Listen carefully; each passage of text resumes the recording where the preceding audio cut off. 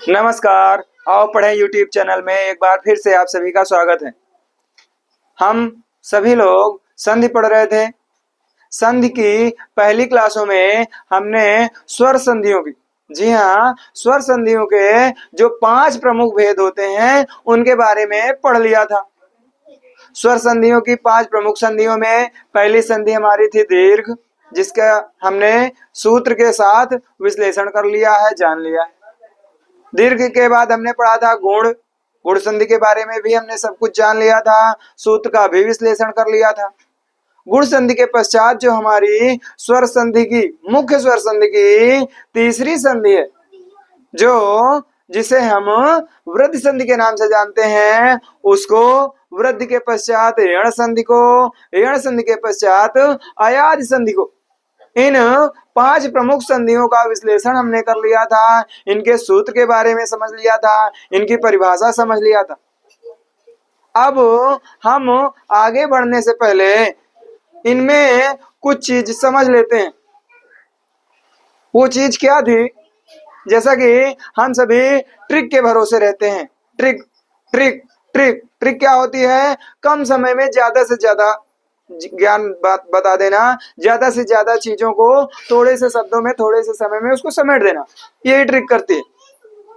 लेकिन हमने आपसे कहा था कि बच्चों, ट्रिक के भरोसे आपको सदैव नहीं रहना है। ट्रिक आपको कब काम करना है, कब यूज करना है? जब आपके पास समय ना हो, समय की कमी हो, वहां पर आप ट्रिक से काम करेंगे। क्यों? क्योंकि ट्रिक अधिकतर 70 से 80% ही कार्य करती है। 100% संधि में तो वो नहीं काम करती, और कहीं पर करती होगी, संधि में 100% काम नहीं करती। तो उसी के बारे में जानने के लिए आज हम उपस्थित हैं। हालांकि इससे पहले एक शॉर्ट वीडियो हमने बनाया था, लेकिन उसमें ज्यादा कुछ नहीं हो पाया था, तो इसीलिए आज हम, जी हाँ, आज हम दीर्घ संधि के ट्रिक को लेकर के आए हैं। और ट्रिक को हमेशा क्यों नहीं फॉलो करना चाहिए, इसके बारे में जानने के लिए भी हम उपस्थित हैं। तो बच्चों, जैसा कि हम जानते हैं, जो दीर्घ संधि की ट्रिक है उसको अक्सर कहा जाता है बड़ा, बड़ी, बड़ू।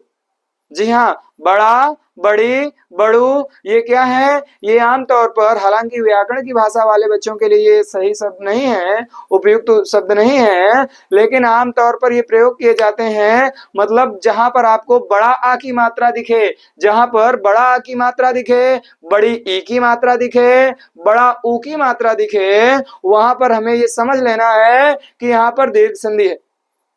ये तो हिंदी की बात हुई। यदि संस्कृत पोर्शन, जी हाँ, जैसे कि हम कक्षा 9 की हिंदी पढ़ते हैं, 10 की पढ़ते हैं, 11 की पढ़ते हैं, 12 की पढ़ते हैं, हम भले ही एक संस्कृत अलग विषय के रूप में नहीं लिए होते हैं, लेकिन यदि हम हिंदी पढ़ रहे होते हैं तो उसके साथ संस्कृत अवश्य लगी हुई होती है। और उस संस्कृत की संधि की बात करेंगे तो ये सिर्फ बड़ा आ, बड़ा, बड़ी ई, बड़ा ऊ से कार्य नहीं कर होता है। उसके लिए फिर हमें थोड़ा और आगे बढ़ना पड़ता है। वो क्या होता है? बड़ी ऋषि की मात्रा।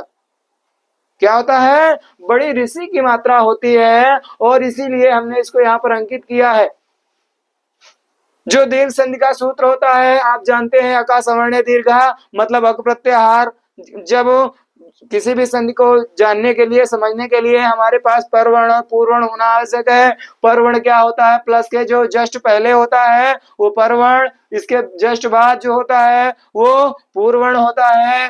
परवर्ण और पूर्वर्ण दोनों में अग प्रत्याहार, जी हाँ, अग प्रत्याहार अर्थात आ, ई, उ, री के समान वर्ण ही हो तो वहां पर दीर्घ संधि होती है। ये इसका विश्लेषण था सूत्र का।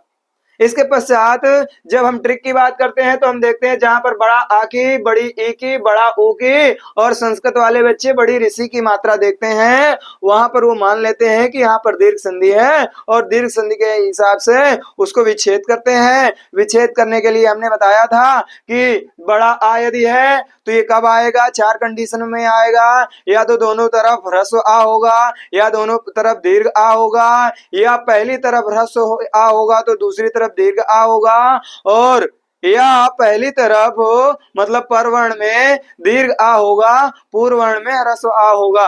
तो ये मिल करके दीर्घ आ बनाते हैं। और इसको देखने के लिए हम क्या करते हैं, इनको दोनों तरफ बांट देते हैं और फिर हम जब देखते हैं वो हमें 4 विकल्प मिलेंगे। 4 विकल्पों में जो दोनों सार्थक शब्द हों वही वाला हमारा सही होता है।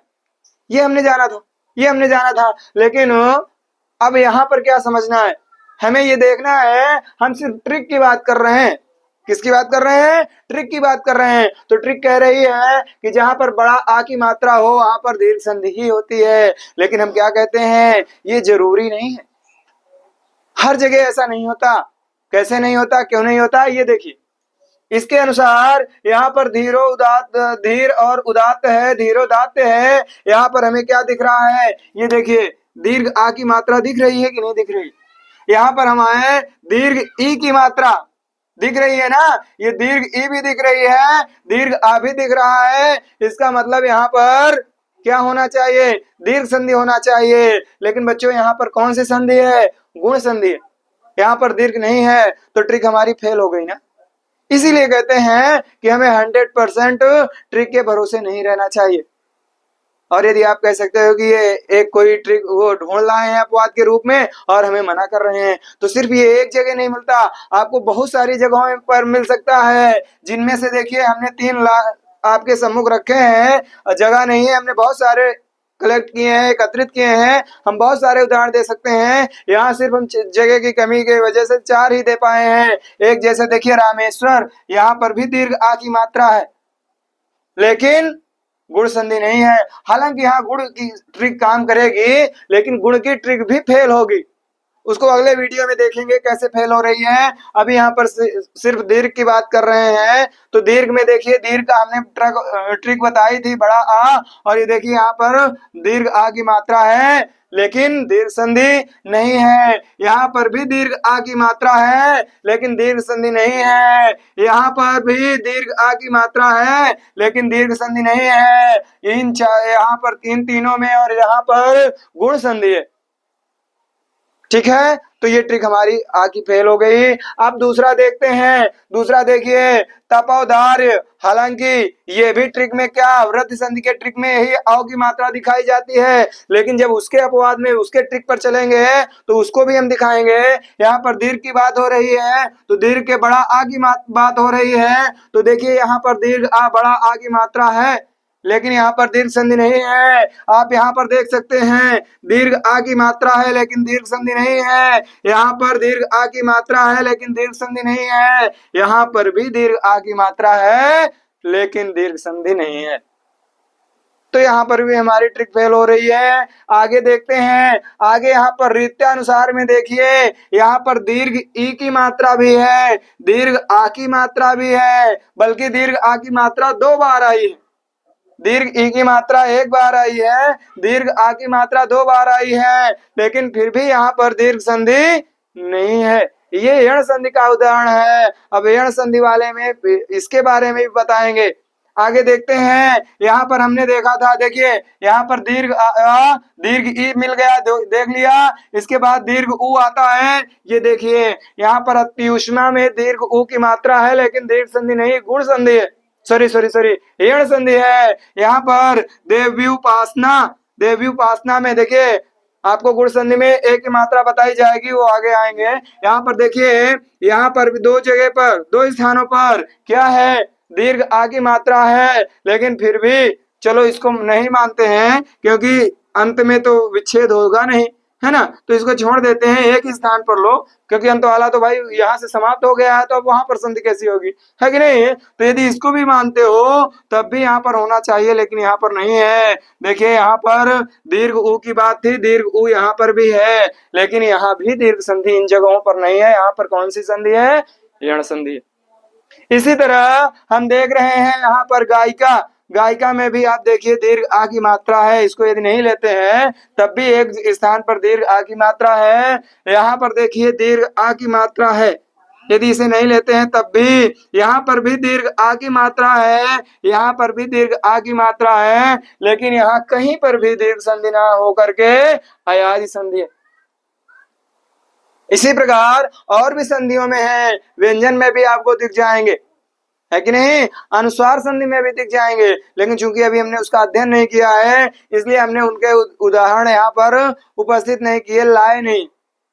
और आप समझ लीजिए सिर्फ इतने नहीं है, बहुत ढेर सारे हैं, हमने कलेक्ट किए हैं, एकत्रित किए हैं, जहां पर हम क्या देखते हैं कि वहां पर ट्रिक नहीं काम करती, ट्रिक फेल हो जाती है। इसीलिए हमें कभी ट्रिक के भरोसे नहीं रहना चाहिए। हाँ, आप उससे काम कर सकते हो, समय नहीं बच रहा है तो अलग बात है, कम समय में उसका प्रयोग किया जा सकता है, लेकिन आप स्वयं समझिए हम एक क्लास पढ़ने में आधे घंटे से कम नहीं लगता एक संधि को समझने में, और उसको हम 1 सेकंड में समझ रहे हैं, तो आखिर कुछ ना कुछ तो लोचा होगा ना, कुछ ना कुछ तो समस्या होगी ना। तो इस प्रकार इसलिए हम बार बार आपसे अनुरोध करेंगे, हम अपने बच्चों से यही अपेक्षा करते हैं कि वो ना सिर्फ ट्रिक बल्कि इसके पूरे मेथड को, पूरे सिस्टम को, इसीलिए देखिए हमने सूत्रों का विश्लेषण भी किया है अपनी संधियों में, और इसलिए हम देखेंगे कि ये कहाँ पर काम करता है, किस प्रकार काम नहीं करता। इसी के साथ आज की हमारी ये क्लास समाप्त होती है। आशा है हमारी ये जानकारी आपको पसंद आई होगी, और मिलते हैं अगले वीडियो में, तब तक के लिए धन्यवाद।